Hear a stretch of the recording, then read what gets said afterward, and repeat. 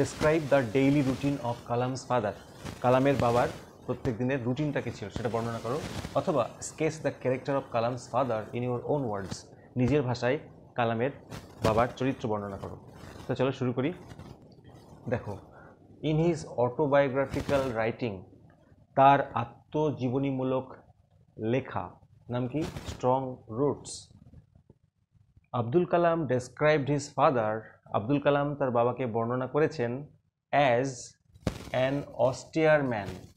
বন্ধুরা, অস্টিয়ার কথাটা খুব গুরুত্বপূর্ণ।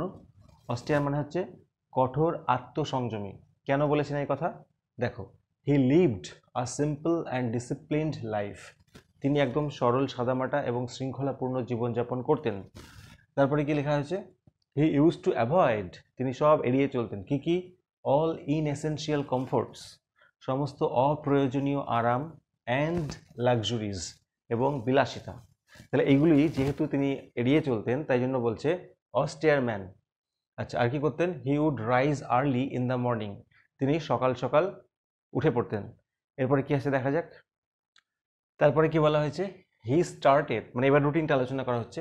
He started his day at 4 AM, তিনি তার দিনটা শুরু করতেন 4টের সময়, বাই রিডিং দ্য নামাজ বিফোর ডাউন, ভোরের আগে নমাজ পড়ে। এটা তো আমরা জানি, টেক্সটে সব রয়েছে। নেক্সট কি করতেন? হি উড ওয়াক 4 মাইলস, তিনি হেঁটে যেতেন 4 miles, to go to their coconut grove, তাদের কোকোনাট বাগানে, অ্যান্ড ব্রিং ব্যাক হোম, এবং আনতেন, কি আনতেন? About a dozen of coconuts, প্রায় 1 ডজন কোকোনাটস, তাই না? নেক্সট, আফটার দ্যাট, তারপরে তিনি কি করতেন? He would take his breakfast, তারপরে তিনি তার ব্রেকফাস্ট বা প্রাতরাশ খেতেন। তাহলে সকালবেলার কাজ কমপ্লিট হয়ে গেল।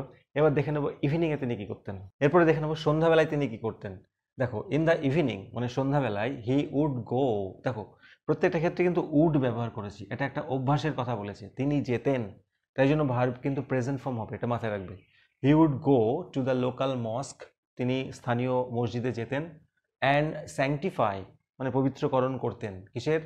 দ্য বাউলস অফ ওয়াটার, মানে জলের বাউলসগুলোকে, বাটিগুলোকে। That people use to carry, যেটা মানুষজন ক্যারি করে আনতো, বহন করে আনতো, কাদের জন্য? For the ইনভ্যালিডস। একটা জিনিস দেখেছো, এই নোটটাতে কিন্তু প্রচুর MCQ SQ আছে। নেক্সট কি করতেন? হি উড ওফেন ডিসকাস, তিনি প্রায়ই ডিসকাস করতেন স্পিরিচুয়াল ম্যাটার্স, আধ্যাত্মিক বিষয় আশয়, কার সাথে? উইথ পাকশি লক্ষ্মণ শাস্ত্রী। তিনি কে? কমা দিয়ে লেখা আছে, দেখো, the high priest of Rameswaram temple. এরপরে আমরা একটা কনক্লুশন লাইন টানবো। এবার দেখে নেবো লাস্ট দুটি লাইন। ইন এ ওয়ার্ড, এক কথায়, he was a pious and upright man. Pious মানে ধার্মিক, আপরাইট মানে কি বলবো? সোজা সাপটা, ফেয়ার ম্যান। আচ্ছা, though his education was meagre, বন্ধুরা মিগার মানে অল্প বা স্বল্প, যাই লিখো, যদিও তার শিক্ষা অল্প ছিল। আমরা দেখেছি he had not much formal education, প্রথম দিকে রয়েছে। হিজ উইজডম ওয়াজ ইনফিনাইট বা ইনফাইনাইট, তার জ্ঞান, উইজডম মানে কি? জ্ঞান, তার জ্ঞান ছিল অসীম। বন্ধুরা, তাহলে কি বলা হলো? যদিও তার এডুকেশনটা অল্প ছিল কিন্তু তার জ্ঞান ছিল অসীম। আমরা দেখেছি আব্দুল কালামকে কিভাবে শিক্ষা দিচ্ছেন, সুন্দর সুন্দর কথা বলছেন। তো বন্ধুরা, এই ছিল আজকের নোট। ভালো লাগলে লাইক করো, আর চ্যানেলে নতুন হলে সাবস্ক্রাইব করো। দেখা হবে নেক্সট ভিডিওতে। Thank you so much for watching this video.